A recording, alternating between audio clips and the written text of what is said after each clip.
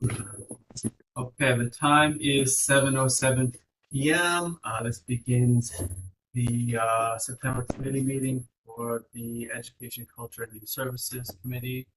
I guess we could do introductions. Hi, my name is Lisa Valella. I'm a member of the Education Committee. Dear Taylor, also a member of the Education Committee. And Alex Ellison, Chairman of the Education. This is Cynthia, the chair of the community board. Hi, Cynthia. Cynthia, did you hear from Wendy at all? Oh, yes, I was just putting something in the chat. She's not going to make it. She's in traffic coming from Manhattan. Oh, okay.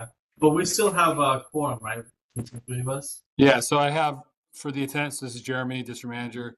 So I have Alex, Dier, and Lisa in person, and then Wendy and Susan Mark excused. So that's 3 out of 5 members. So you have a quorum. Okay. First item on the agenda, review of the meeting minutes. Thank you, Jeremy, for publishing the minutes for June and May. Sorry, Alex. What do you have as start time? I'm sorry. I'm just taking some quick notes. 7:07. Thanks. Sorry. Go ahead. And also thank you, dear, for diligently taking the meeting Yes, meeting thank you. minutes. That was- Thank you so much. That was a lot of work. No problem at all. So our first task is just to review the minutes and approve them. So let's look at the June minutes. And actually, I'll share my screen.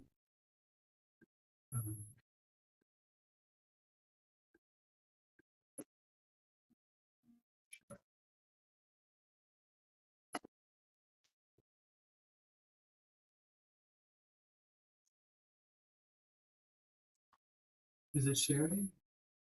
No. Usually you have to click it twice. So when you click it, it'll ask you to what you want to share, and then you gotta click share again. You can select your whole screen, or you can select Chrome. Whatever. I need a mouse pad.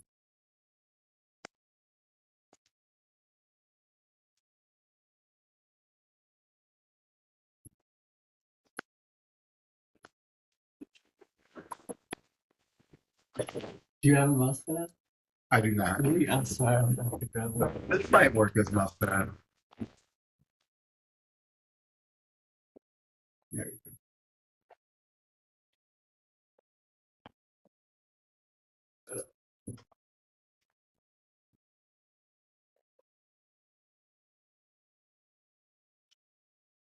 go. There we go. Okay.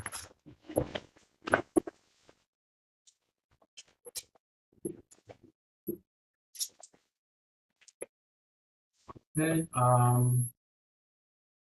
So these are our meetings, our minutes from June. We had a presentation from Bank Portland House Museum. And I think we also discussed our Juneteenth event, our Juneteenth event. I think we've all sort of looked at this. I don't know, does anybody have any reason not to approve the minutes? I approve. No, we did do them. Okay. Yeah. Jeremy, do we need to do like a formal vote to approve them? Yeah, I would. And if there's no objections, maybe I'll look at May's first and just group them together. So just do them both together? Yeah, if there's no objections. If there's an edit or something, I guess, we can on off and then I can redraft it. Any issues with the June minutes? No. Nope. We've also reviewed the May minutes as well together. I can just hit this mouse.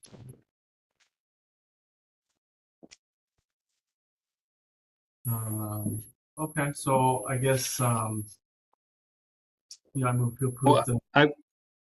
Yeah, when Jeremy. you're done with this, I will say, I don't remember how Susan and Wendy were qualified for June. So since I didn't hear from anybody, it was blank when I sent it out. Normally, if I don't hear, I just mark absent. I don't know if they were excused for June's meetings.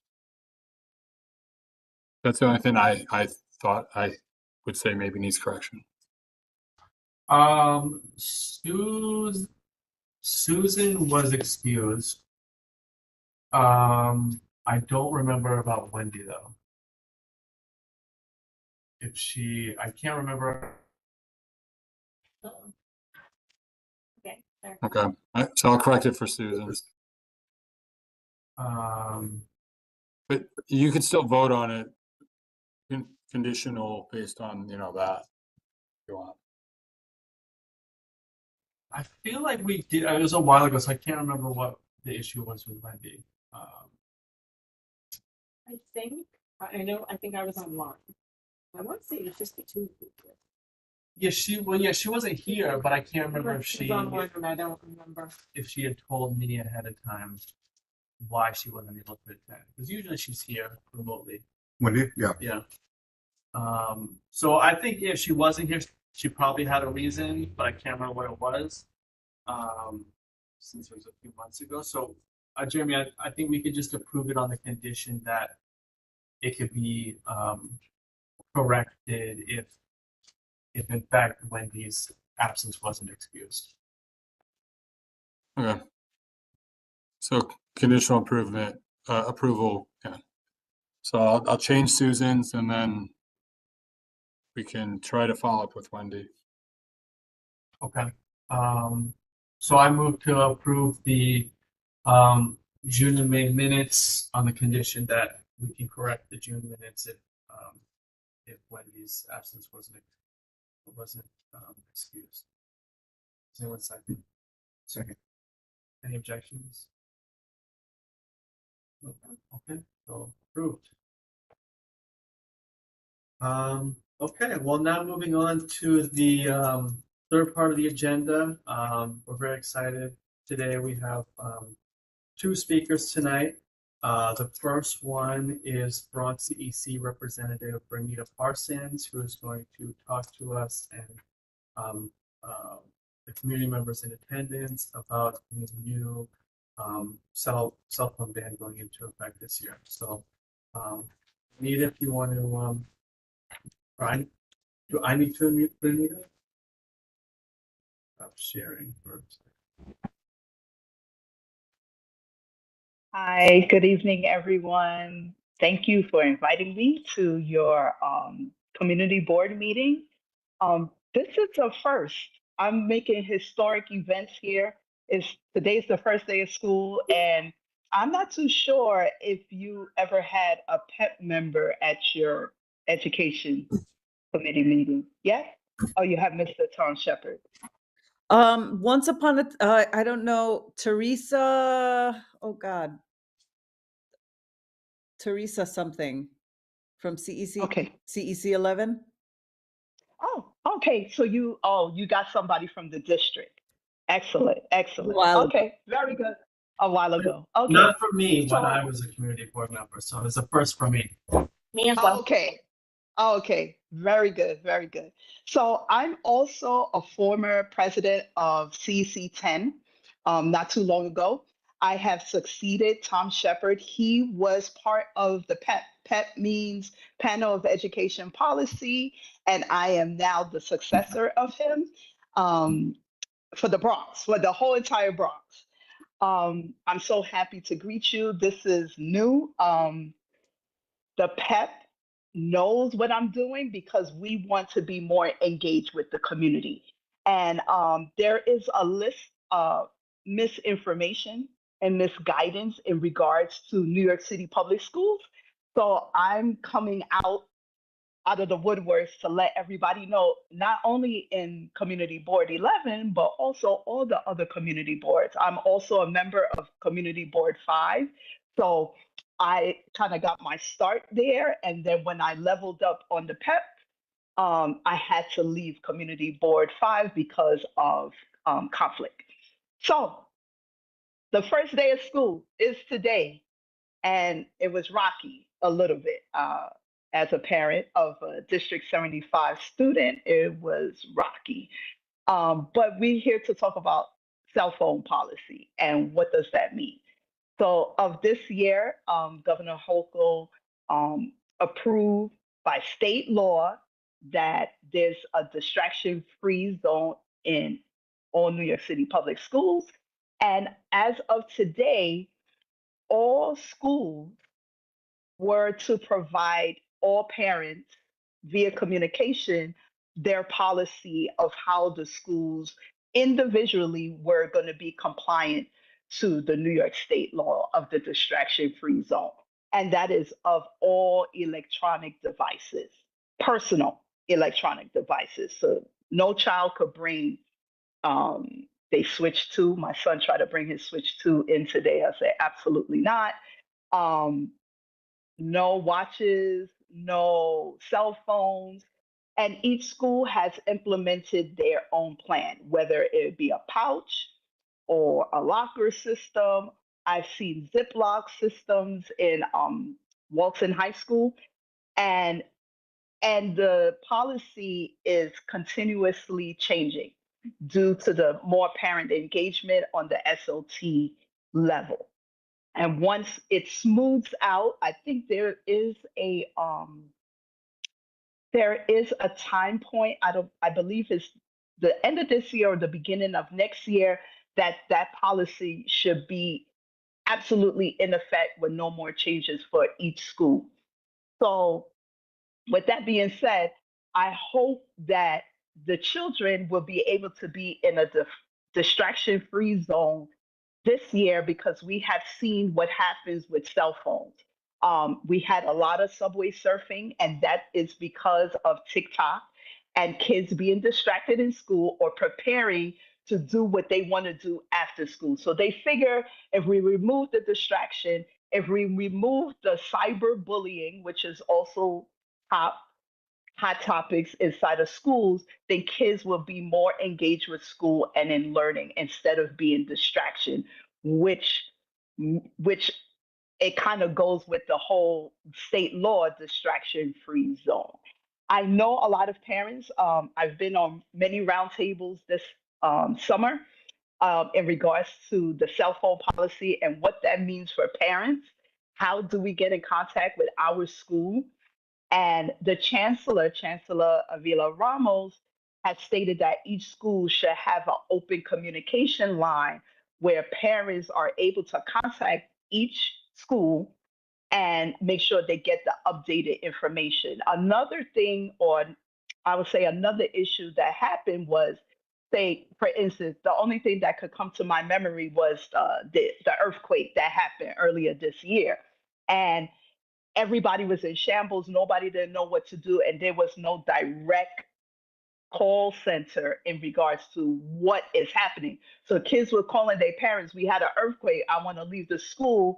And now all parents was calling in this one tunnel or bottlenosing the schools in regards to the updated information, because children was getting different opinions or perspectives on how the school was handling the earthquake. So I hope that explains the cell phone policy. I hope that unnerves more of the parents, because I know we want to keep in communication with our children in school. I have a high school District 75 student, and I also have two older kids. They went to Evander Childs High School many moons ago. I'm not a public school child. I went to St. Catherine, but that was many moons ago. But however, I did not necessarily have a cell phone, and we were able to maneuver New York City schools with worse issues and worse situations than what we have now. I believe our children are pretty safe. And I think if we communicate together and work hand in hand with our schools, our children will succeed inside the schools. And if you have any questions for me, I'll be happy to answer if you're interested. Bernita, so just for anybody who might be tuning into the meeting at a later date or whatever, can you just explain a little bit about what being a Bronx PEP member means? Okay, very good.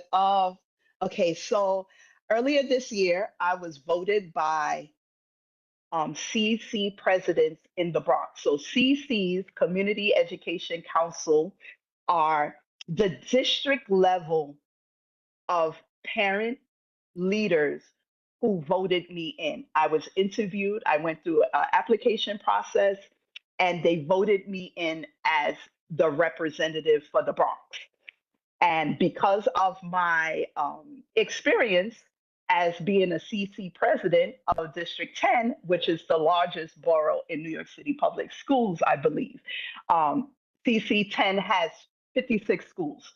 And we did rounds in each school, well, not each school, we did about, I'll say about 30 schools.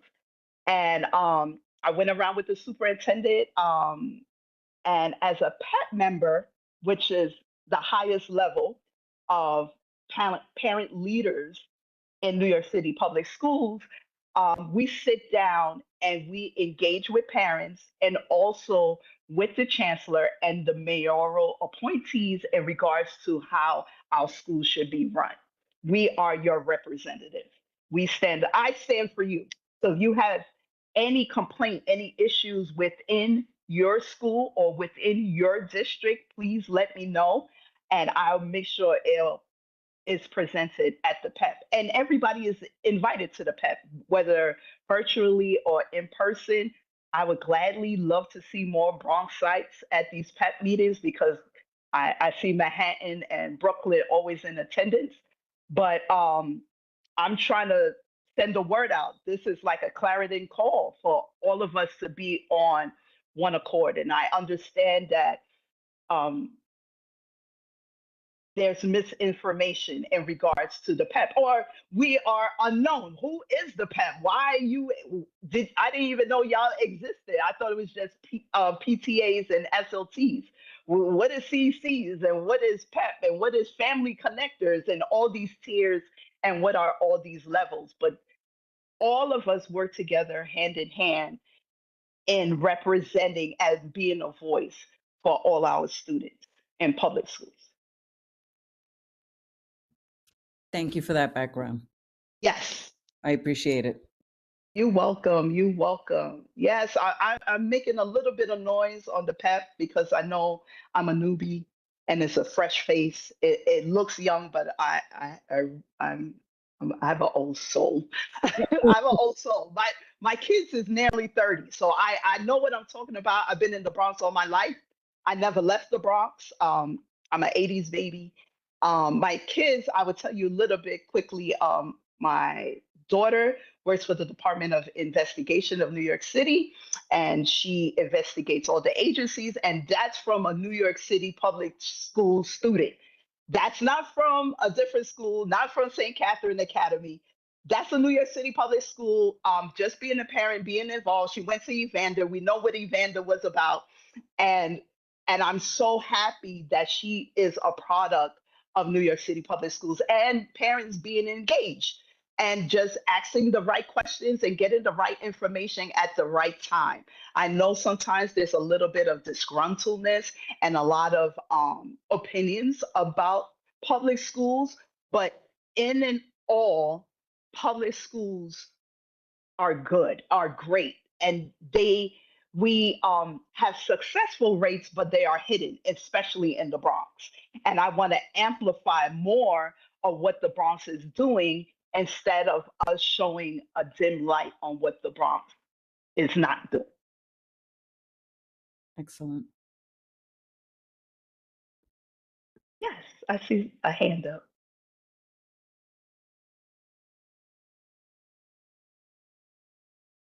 They're muted. So Alex, you guys are muted over there, just so you know. And I think I saw Kay, Miss Charles, and Lisa. I don't know how you want Yes. to do questions. So I think we're gonna let the committee ask a few questions, and then I will open it up to of the other community members in attendance. I just have a question. Do you have any feedback on how it went today, the first day of having this no cell phone? Any feedback that you received? No, not as yet. I have a briefing tomorrow and we'll see how that goes. Because I work at a Uh, D75 school and it seemed to go pretty smooth. Kids were Yes. giving up their cell phones. Yes, yes, yes. They were, I think, because some schools already had a Mhm. system in place, it's just now publicized or is now made public, to put in layman's terms. And some kids are already fine with that. I think I'm going to be honest, I think it's more parents than it was students. And I don't know in the high school Mhm. level, um, if anything happened, I will have to ask the CCs, and I'm absolutely involved in the CC meetings. I will have to ask them on the district level, ask the superintendents what is their feedback. And I will be attending their meetings. They start next week. Okay. I mean, I think it's a great policy. I think, many of us went to school with no cell phones. I was an 80s baby too. Took the bus all over the place, went to Spelman, and I didn't have a cell phone, and I survived. That's great. Yeah, we survived. I told them on the PEP meeting, I believe in July when we voted, listen, we all New Yorkers. Why we acting like we punks? I don't understand that. Are we survivors or are we not? Make it make sense. You can't say we the strongest and we surviving all these things that happen in our city, but yet we're fearful, we codependent. And I definitely told my parents, please don't be codependent on your cell phone. Because as we saw during the blackout, we didn't have no phone. And only Verizon was available at that time. So we have to have a contingency plan. And with my son, there's a contingency plan in place. He knows where to go. And the school hopefully have a contingency plan where if there is a blackout, we know and safely where our children are. And those are the things that we need to think about in advance, not every 2 seconds, what you're doing in school, what you're doing in class, are you in class? No, no, no, no, no, no. We don't want that type of distraction. And I understand also a hot topic before I get to the next question is about immigration and ICE coming to our schools and our children, what happens after they leave the jurisdiction of the schools. And unfortunately, New York City public schools don't have no jurisdiction off of the school ground. So we're trying to implement on the PEP, so to speak, how can we safeguard, or I'm trying to say underground railroad for my kids from the school grounds to home? Is there a safe travel in between that? Because some parents have mentioned about if ICE agents stop the bus and what does that look like? And I know that sounds kind of far-fetched, but we don't know what will happen. So we're brainstorming in regards to that issue. But as we know right now, no federal agents are allowed on school grounds unless they have a judicial warrant. Case closed. Another question I have is, I think you said, each school is sort of developing their own plan individually, but have you heard like how schools are planning to address issues where a student might not comply with the ban, like a student gets caught sneaking in a cell phone, what happens to the student then? Right. So that's an excellent question. It was brought up during the PEP meeting and during the many roundtables. Um, from what I understand, there's a probationary period, and I heard the chancellor say that the children are going to detox themselves, and we know they're going to be kind of like fidgety and kind of like not want to give up their phone. And each school will have their own probationary period of when it escalates to a certain level, maybe 3 times or 4 times, but they are not going to be suspended or expelled if they don't have their cell phone. And each school is different in that regard. Okay, thank you. You're welcome. Do you have any questions? Good. Okay, so maybe Yes. Ms. Charles, and then we can do Patty Cardona. Okay, greetings. It's a pleasure to be back at my community board 11. I miss being here, but I miss, just being involved.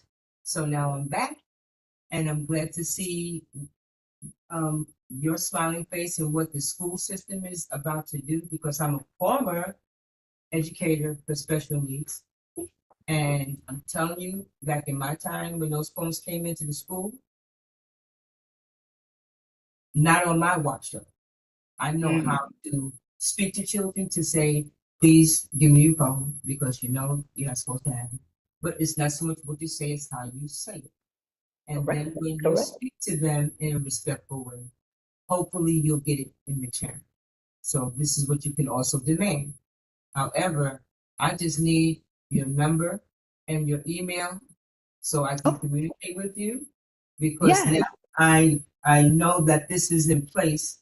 I can bring this information back to Eastchester Gardens and most of the families that I know from PS 121 and different schools that I used to go to, Evander, Owenville Junior High School.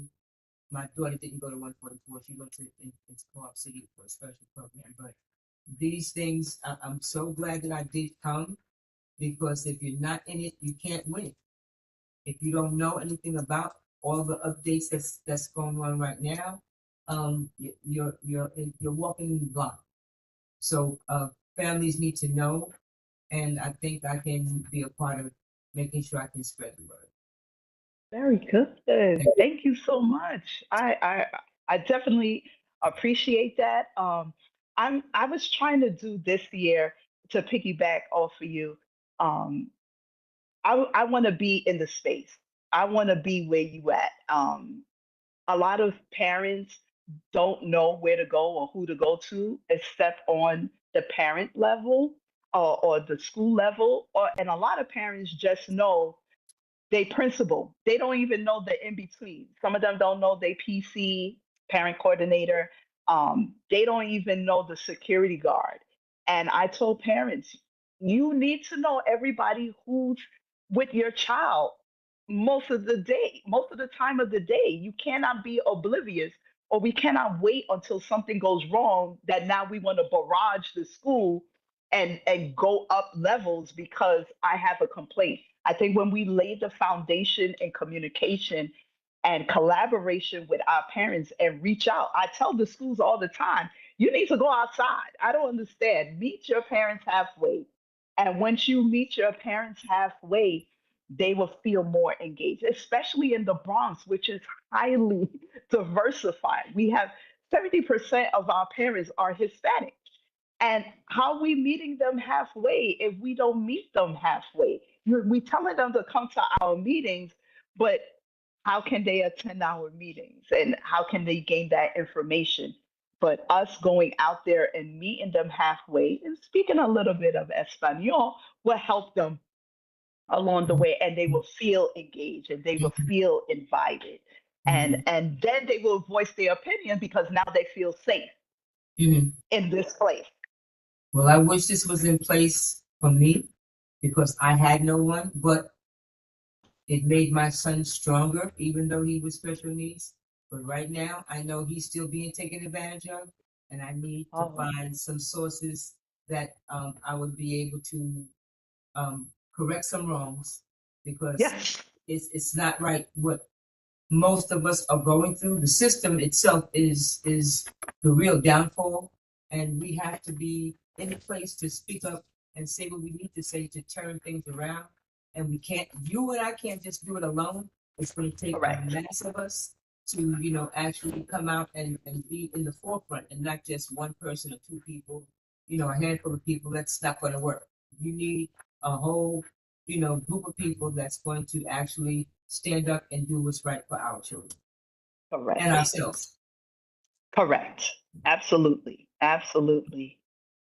Okay. Thank you. Thank you. Kate Cardona, did you want to, do I need to mute her?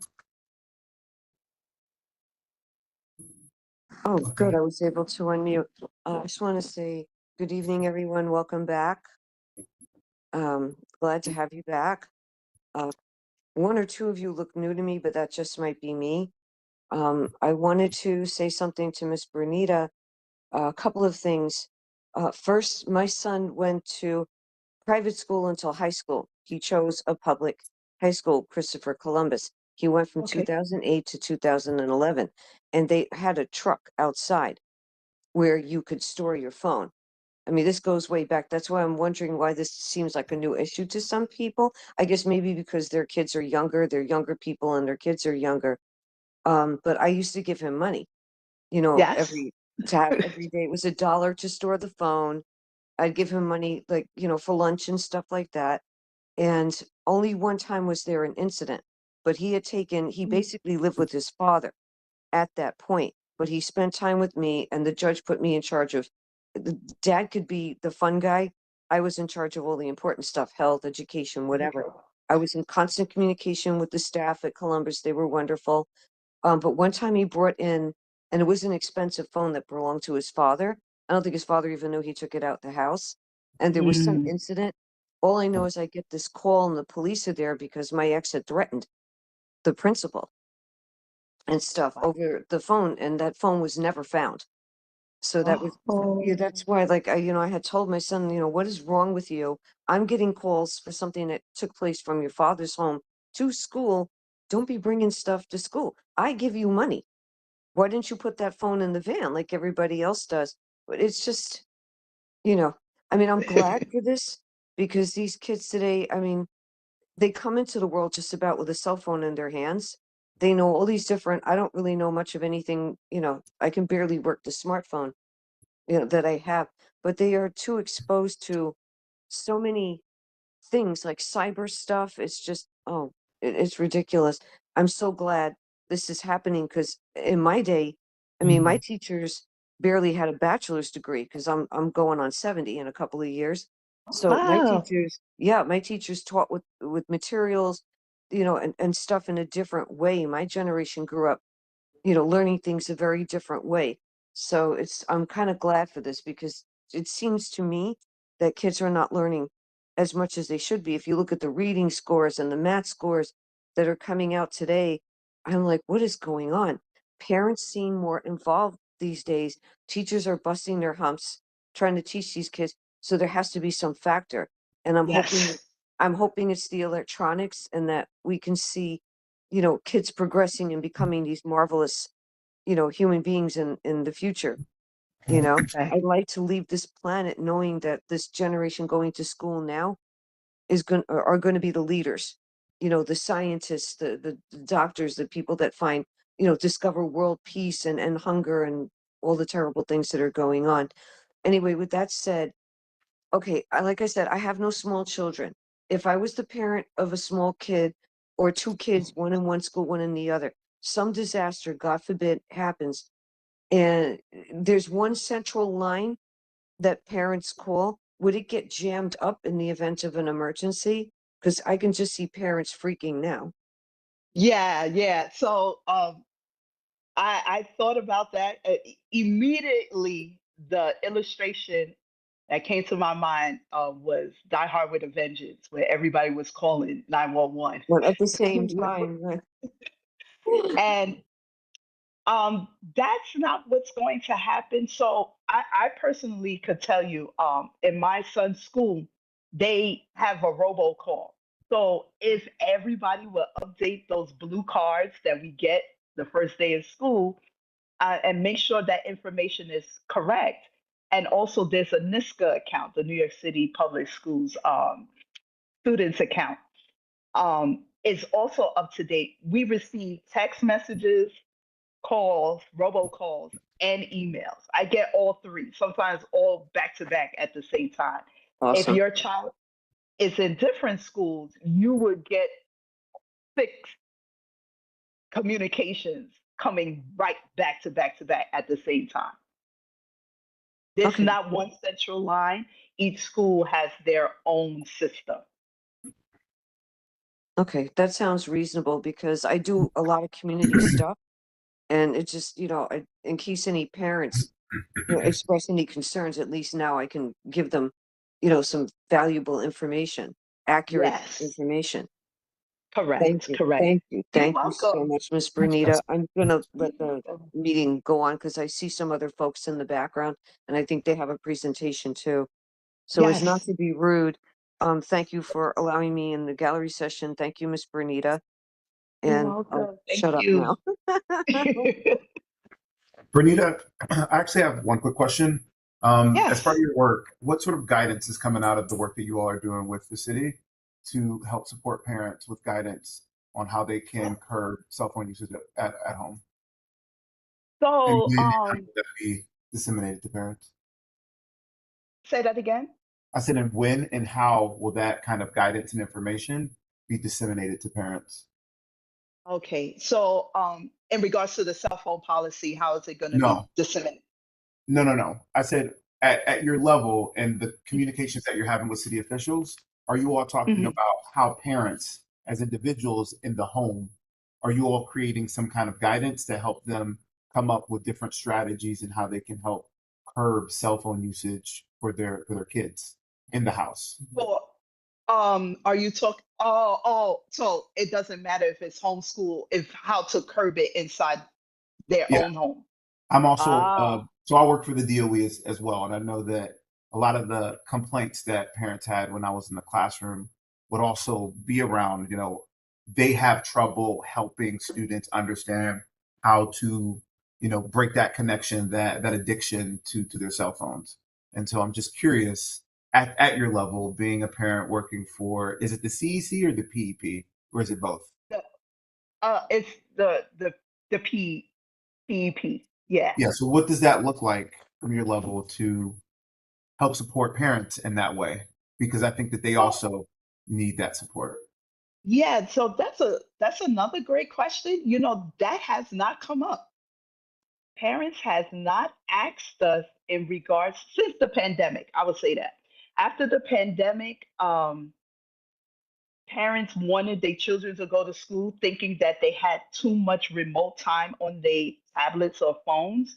Yep. And we thought that addiction would have broken a little bit, but it didn't break, it increased because now they always on a tablet or an electronic device. Um, I could bring that up to the panel and let them know that parents are concerned about I guess the increased use since they've been detoxing from school. Now they come home, now they binging on their phone.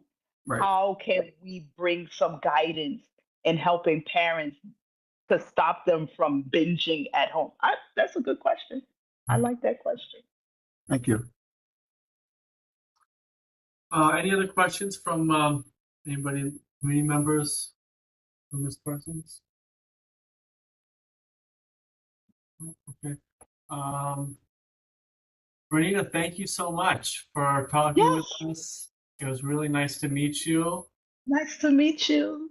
Can we get her phone number? She did put her I'm a email address in the chat, so I'll put it here. Can you see it right there? Okay, I think. And yeah, you can reach out to her that way. See. Oh, she added it. Oh, and there's phone number as well. Thank you so much. Bernita, are Thank you you. okay with your phone number being in the meeting minutes, or would you just prefer? Yeah. Okay. It could, I don't care anymore. Everybody got it. It's all right. Big brother already been had it, so you can have it. The cat's out of the bag, so Yeah, yeah. it's all right. We did the It's email. okay. Thank you so much, Alex. For even I'm a big community board 11 for having me first because no other community board, even 5, didn't even like call me and say, come on down. I'm like, yo, what's up with y'all? It's their loss. Yep. Yes, it's their loss. Thank you. Thanks, Thank you Bernita. so much. Okay, so let's move on. Next item on the agenda, we have a presentation from Sinai Cruz. Hope I'm saying your name right. It's the admissions officer for Prep. Sanai, do I need to unmute you? I think you guys can hear me. Oh, I can hear you. Yes. Thank you. I was wondering, can I share my screen or should I just, If you want, do you have an option to share it? let me see. Okay, yes. All right. Can y'all Great. see it? Okay. Great. Yes. Can you email this presentation to one of us just Yeah. before the end of the evening? Thank you. Yes. Yeah, so my name is Sinai, and I'm the Bronx Admissions Officer for Prep for Prep. And yeah, thank you all so much for inviting me to come and speak as well, for letting me have this time. And I'll just jump into it. So Prep for Prep is a free academic and leadership development program, whose mission is basically to prepare and place high achieving low income students who are currently attending public parochial or charter schools into independent schools. And we work with, there's like two kind of routes: 5th and 6th graders who apply and are accepted. They would be placed into private schools around the city. I actually went through this program myself. So I started out PS 86 in School District 10 from K to 6th, and then I went to Horace Mann School, which is near Van Cortlandt Park. So those are the 5th and 6th graders, and then 7th graders would prepare to go to private boarding high schools around the Northeast. So those are kind of the two tracks there. And the way that we prepare the students is you go through a 14-month preparatory component, which is very, very rigorous. It's basically 2 summers and then certain days during the school year where you take advanced classes. So I remember dissecting a frog. I read Shakespeare and the Odyssey as a 6th grader. We learned Latin. And it really is kind of like the most intense 14 months of your life. Like, I was 10 years old and I was staying up past, 12 o'clock to finish a research paper that I had due the next day. So it really is very challenging. And so that's why during our application process, we're really looking for students who, they are doing well in school. We don't want to throw them in way out of their depth. That's not the point. So they're doing well in school, but also, are they motivated to push themselves further? Do they care about others? Do they care about their community? So that they're able to go through the program and become leaders in the future. Our motto is success is better shared. So it really isn't just to have, success for yourself when you go through this process. It really is to give back to your community in some way in the future and be a leader in whatever sector you choose. And then during the school year, our academic team will work with the students and their families to find school setting that's a good fit for them. So they'll actually take you to different campuses so that you can see the school. You submit applications. And then also, very important, you get financial aid from these schools. So the schools have been working with us, some of them for around 50 years. This is going on for almost 50 years now. So they know our students. They tell us, we have this many spots set aside for prep students. And so we know that the financial aid is there for those students. So it's not a burden for parents. Oh, and also, they also, at least in my school, they also added some things beyond just the financial aid part. Like, for example, I got free prom tickets, for me and a date. I didn't have to pay for my books any of my years. Little things like that that let me be a part of the community and not feel, that I have to be different. I have to stand out. I have to save my money in some way because I was from a very different socioeconomic bracket from my peers. And then the really nice thing about prep is that it's not just dump the kid at their new school. Goodbye, you're done. See you later, good luck. It really is following along with that student throughout their academic journey, making sure they're okay. They have counselors who come in, check up on them. Do you need tutoring? Do you need, to see a counselor, for mental health support? And they connect you with those resources. They set up events so kids can see their friends again. They also have leadership development opportunities for high school, ninth graders and up, so they can do study abroad. I know they have like a creative arts summer program as well, also paid internships. So when I was in college and I started the internship, programs, I did all of them in education. And that was really helpful. I became a teacher. I taught in a public school for 6 years. And I really count that to having that exposure early on. So it's really helping the students to make informed decisions of what they want to do earlier on. You're a ninth grader with a fully polished resume and experiences to put on it, We also have a very good college guidance department. We want to make sure our students are going on to good schools, opening doors for them. So I personally went to Columbia, but I had friends go all around the country. And it's really helping students just to achieve that higher education.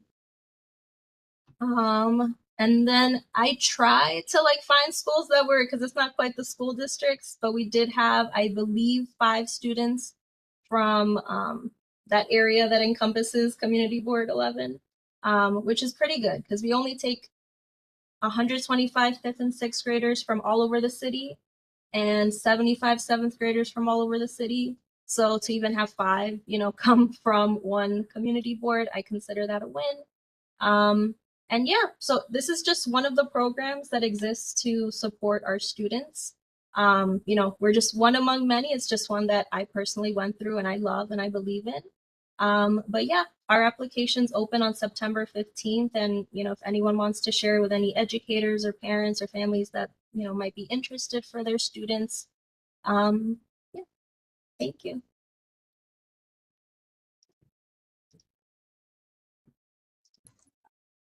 Thank you so much for that. Really Thank you, Sinai. interesting.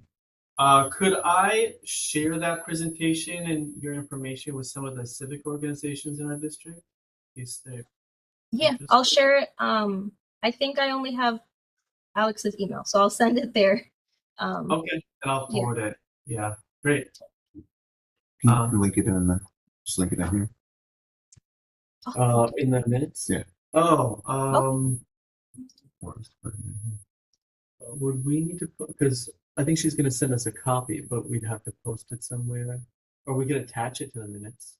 If you send it to me, I'll make it digital. Yeah. Yeah. We could just attach the minute as part of the minutes and send it to Jeremy, right? Might be easier. But yeah. Okay. If we wanted to attach it to the minutes, the presentation, would that be okay with you? Okay. Anyone on the committee have any questions? No, this is great. Seems like a great program. I Mhm. didn't know about it. How many years has it been? When did it begin? 1978. Oh, So I wow. think this is 47 years. Yeah, so I'm excited for the 50th one. But yeah.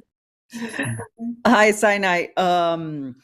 If you don't mind, when the applications open, do you usually put out a flyer or something? Yeah, we usually have flyers and we post it online. I can also send an email as well with the link and everything. Yeah, that would be useful because we have, we do have our Facebook page and our Instagram too. So I'd be happy to share it on our socials. And on a separate note, I want to say one of my kids was part of Prep 9.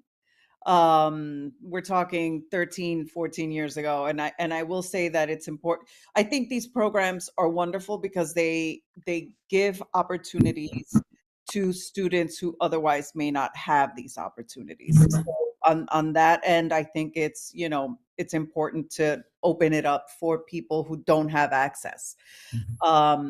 With that said, I think it's also important for families who want to explore these programs for their kids that it is incredibly, I cannot emphasize this enough, incredibly rigorous. I do remember when my daughter was in Prep 9, she was going to bed at 3, 4 in the morning, completing college level work as, like a freshman in high school, so there's good and bad, but I do think that the kids need the opportunity and then they can figure out for themselves with their families if it's something that's for them. So, you know, I appreciate you coming and talking about the program because not a lot of people know about it, and they should.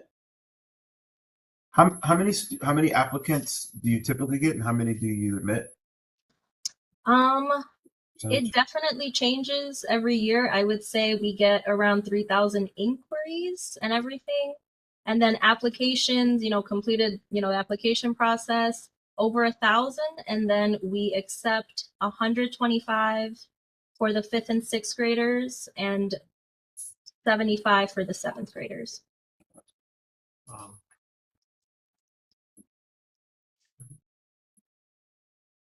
Um, well, if you have any information that you want disseminated in our district, please, flyers or updates or events, please email me and I'll make sure it sort of, gets out either through social media or emailing different, community organizations as well. I'm happy to do it anytime.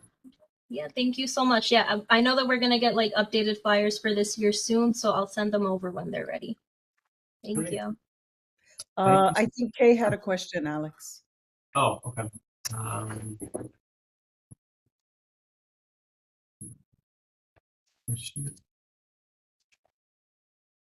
Okay, do you want to unmute yourself?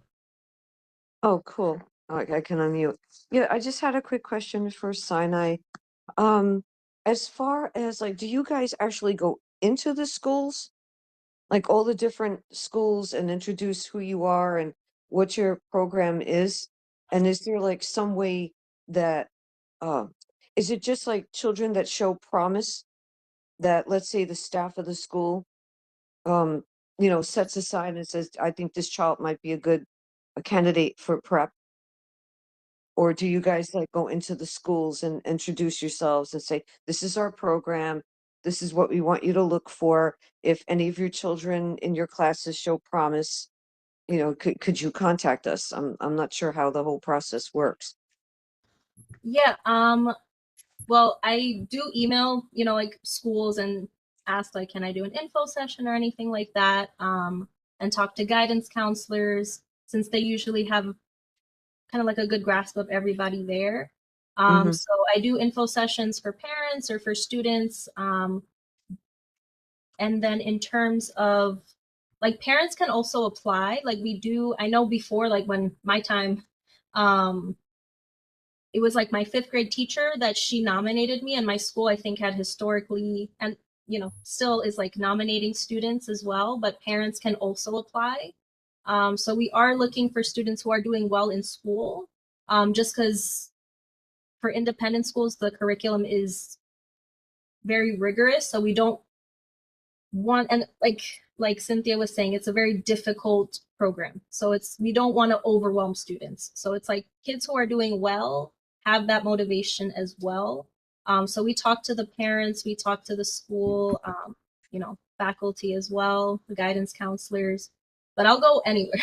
Like, so like I said, like I love prep. It changed my life, so I just want to like be able to give back to my community and spread the word as well, because even when I was a teacher, it wasn't a very well heard of, like no one had really heard of it before, even though there are so many prep students. Like you'll find someone randomly and it'll just be like, oh, I went to prep too. And it's like, oh, and you get like an instant bond. But it's like, unless you have like, like a prep bag or something, it's not really like as, like you don't really know who's around, but there's usually a prep person hiding somewhere.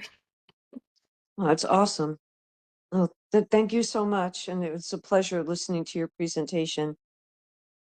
Thank you. How do you pronounce your name? Sinai, like It the is- hospital. Yeah. Mhm.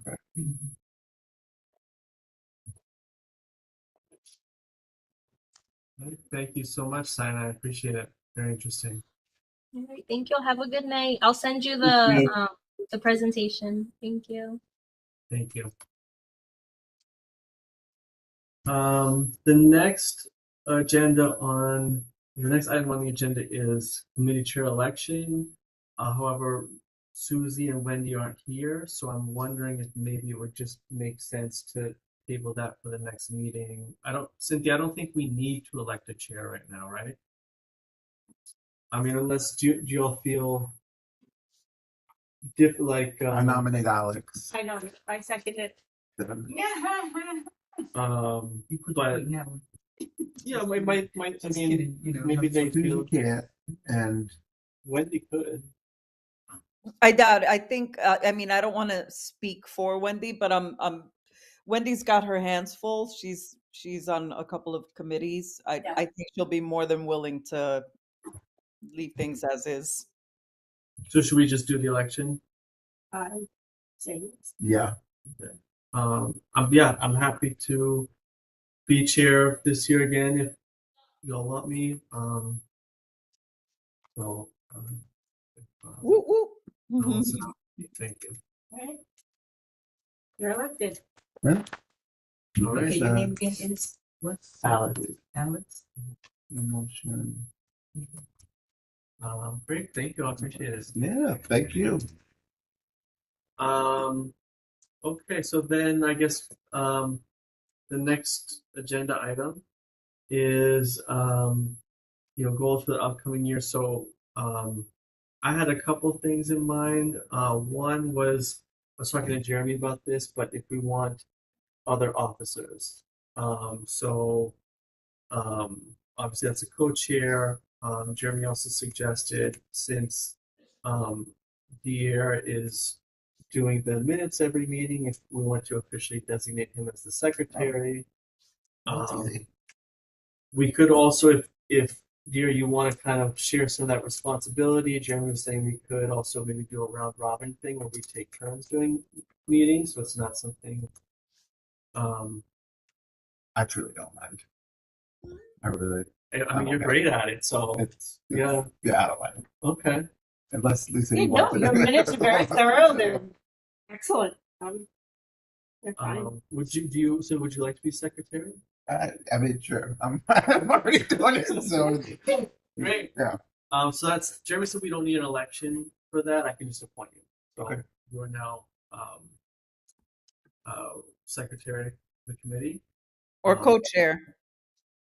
I don't think Lisa and Deer can be co-chair because Oh, they- because they're gotcha. and because we're already It would be Alex. It would be the two of you being co-chair.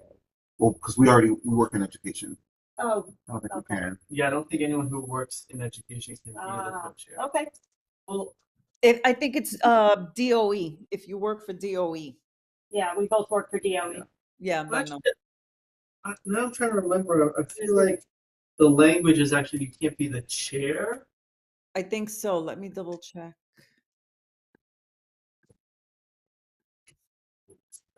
I'm pulling it up now.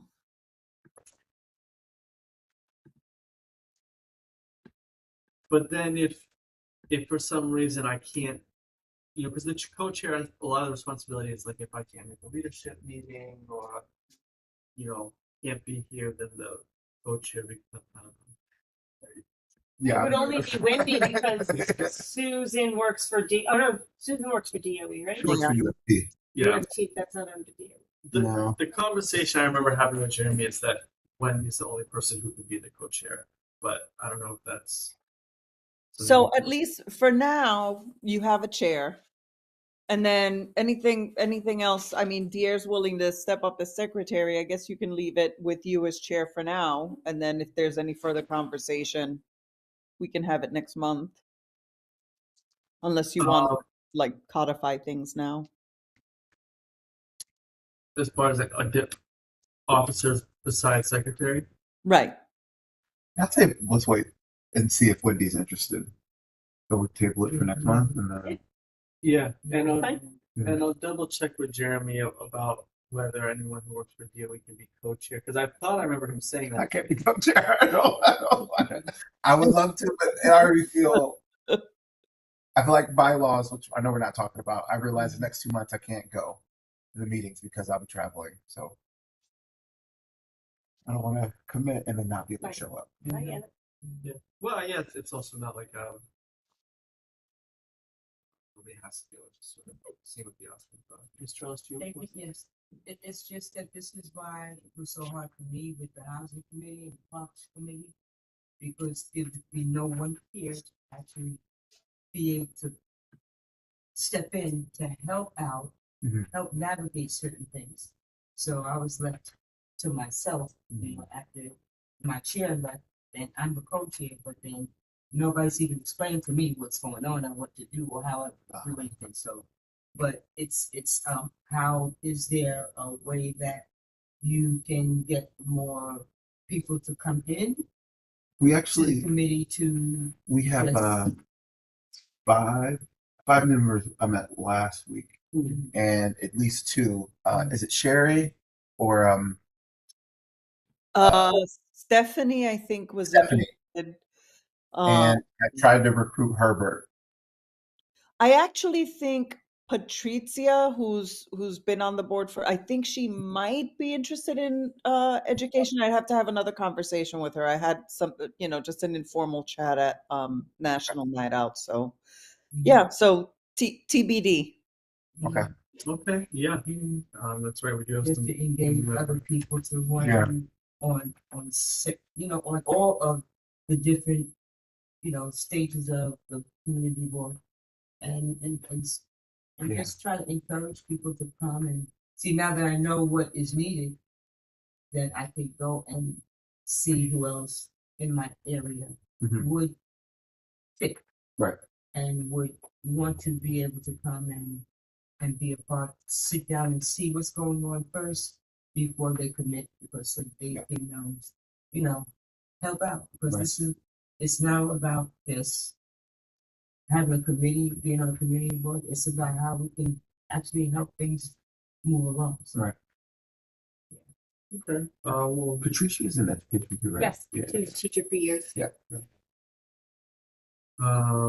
and then another issue I wanted to bring up is the Yankees Youth Leadership Award. Yeah, I yeah. know that's a long ways off, but I think promoting it earlier rather than later would be good.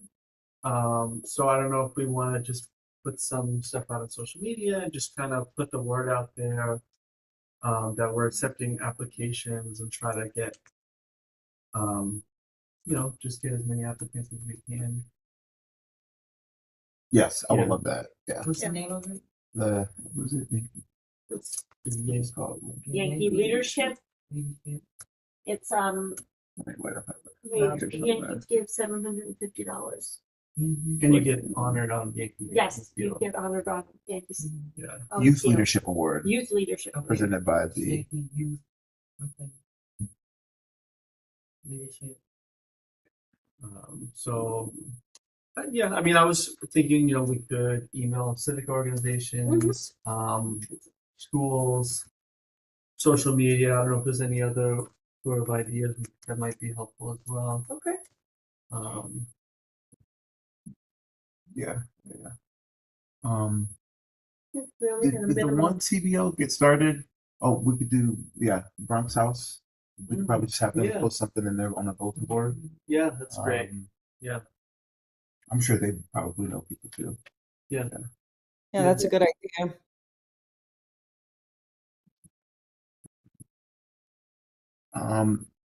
Another goal. I know that we didn't get it. We had some people respond to the survey. Did we? No. We had some people respond to the email, but we did not get. That was the final thing that I wanted to bring up is we did not get any surveys back. So. All that work. Oh my god. All that work. Maybe we figure out who sent it to principals. Maybe we send it to parent coordinators. Well, that's what I was thinking is, so do we need to target another level rather than principals? I think so. Principals are inundated with emails, and I mean, I don't get a ton of responses back even when I send stuff, and I usually have to get my deputy involved. Parent coordinators or APs. What survey are you referring to? It's something that we worked on last year. I can send it to you and kind of get you on it afterwards. But yeah, is that our parent coordinators? Are their contact info also on the website? Yeah, It is.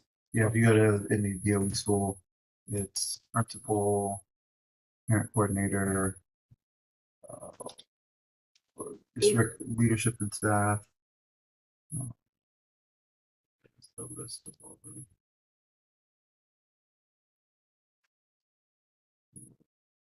But it's on that website for each school, the parent coordinators on there. Like, Yeah, so click on this. charter schools, I'm not sure, but I know all DOE schools. It should link directly to their DOE page, and yeah. School contact. Right there. You go. Okay. So maybe I'll just send the survey around to everyone one more time, and we can look at just to see if it needs to be tweaked for parent coordinators or not. And then if it looks good, we'll send it Send it out to them. around. That would be great. See if that, yeah, maybe we'll have more luck, because yeah, we didn't get. No, I guess I said it, yeah. But we won't let the surveys. Yeah. You know, they will get views. Can you scroll down a little bit? I just want to see what else is down here. Yeah, so yeah, for the Yeah. parent coordinator, probably our best, but yeah, Yeah. if you can get the probably the other thing. Yeah. Okay, that's a good idea. Okay, I mean, that's all I have for upcoming year. Anyone else have anything on their mind that No? We were emailing about something about supporting an organization. I forget. Was it the thing with that Alex and I met with Kaden, maybe? No? It was another one that is starting up, that wants to start a program in schools this year, and they wanted they wanted us to sign off and sort of like advocate for the work that they're doing without them actually. Oh, that I sent an email out. Yeah. I might be behind in the thread. but- Yeah, that was something different than what Cynthia's talking about. They had reached out about getting a letter of support. Yeah. But they wanted it. They had reached out, I think, through the borough president. By the time it got to me, it was kind of like their deadline. So I don't know if they need it anymore. Okay.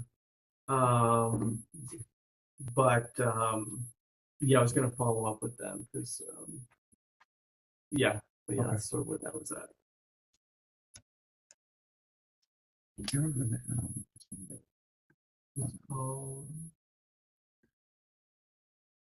Veronica Arts Media. Yeah. And I thought they want a letter of support for, I think they're like applying for a grant. I have to look back in my email. Mhm. I looked at their website and social media. They looked like a really interesting organization. But, I do think that, we would want to do a little more investigation before offering a letter of support. Yeah. Maybe like if we could hear from people who participate in the program yeah. and things like that. Yep. Was sort of my thoughts as well. Yeah.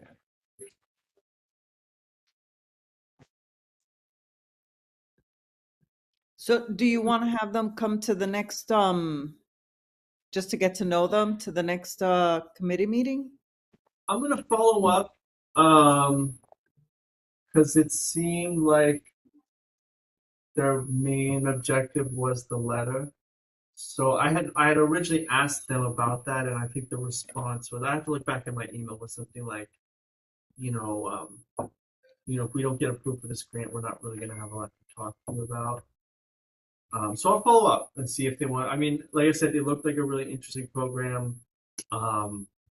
If we can't help them with this letter of support, we could at least establish a relationship. So if there's more we can do for them in the future, it'd be great. So I'll follow up with them and see if they want to attend. Yeah, the website looks interesting. I was just looking at it now.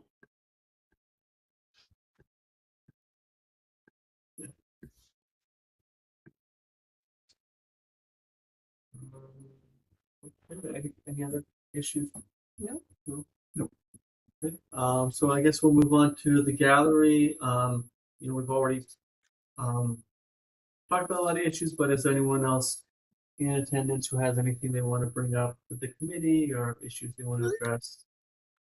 Um, No?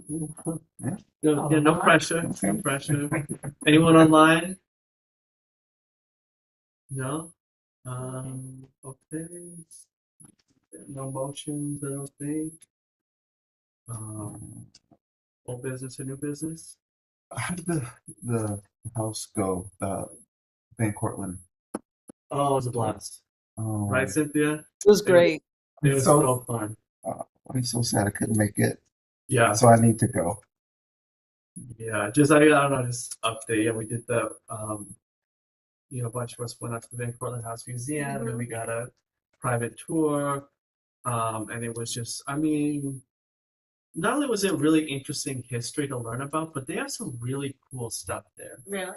Like, just from a historical standpoint, stuff that for me was like, I felt like I could be looking at this at like the Met. Really? You know, Okay. some of the just like bowls and just they're a rich family, so they just have really interesting stuff. But we were like right there. It was like right there in the house where it would have been when they were living there. So it was really cool. So yeah, I mean, if I would say if you have a chance to go, it's definitely worth checking out. Yeah. It feels like being in the Met. I thought there was some stuff No, there. it was really great. Like they you walk through the house and you see the furniture and the decor, and even like the table settings have had like sugar lumps, sugar cubes or whatever, like brown sugar cubes on the table. It just felt really authentic, like you were walking through time. When you go up to the attic Mhm. area, there's like this one little room where it's like cots, and you can imagine the enslaved people who may have worked there and lived there, like that would have been their quarters, or just the juxtaposition of like the attic versus the opulence at that time of the house itself. It's sobering, and it was just really a very informative and interesting presentation. A lot of people don't know that there's that whole area of Van Cortlandt Park Right. was found to be a burial ground for enslaved people. And a lot of people walk by Van Cortlandt Park on a daily basis on their way to the pool and don't realize just the deep history that's there. So Do you think they'd be open to a fall tour now that we're actually back in? I don't know, maybe. I mean, they were so nice and seemed to really like having us there, and you could tell that they were really passionate about the history of this place and loved sharing it with people, and so knowledgeable. So we definitely, I think, feel like have sort of established a relationship there. So we, yeah, might be like something. Oh yeah, I'm gonna reach out. Some of us missed this, and I want to Yeah. bring this up in our community board meeting to see if people are interested Yeah. after Alex. Yeah, That would be great. since it feels like being in the Met and an authentic experience and walking through history, according to Cynthia. Yeah. That would be interesting for for all of us to go, because Right. we don't even know what's in our own backyard. Yep. So yeah, I don't know. I mean, maybe there's yeah, we can reach out. And let us know, and then we'll know how many people would want to go. Yeah. And I know it has to probably be a cutoff limit of how many Is the house people like bigger that now? at city. As at each tour, I don't know how many people. Yeah. who wanna do it. But if we do still just get a set of people to go, Mhm. then we can still do another one at another time and then Mhm. bring more people. Right. So let them see, and understand what really we're talking about. Yeah. Yeah, no, I mean, I'll probably go again, honestly. Okay. Any other? I do want to add one final thing, just more as an FYI, that'll probably be brought up in the near future. But Jeremy and I have a call tomorrow with the folks at Mashalou Montefiore Community Center. They have a site over on Gun Hill next to North Central Bronx Hospital. It's like a family enrichment center. And I believe they just started one at Parkside. So Jeremy and I have a meeting with them tomorrow to kind of, get acquainted with what they're doing there at Parkside. And then, we'll bring you more information and maybe have them come and present, at either education or health and social services, once we get a better sense of what exactly they do. But I just wanted to share that with you. Yeah, thanks, Cynthia.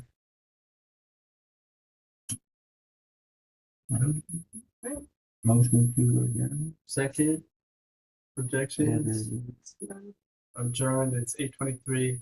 This meeting of the Education, Culture and Youth Services Committee is adjourned.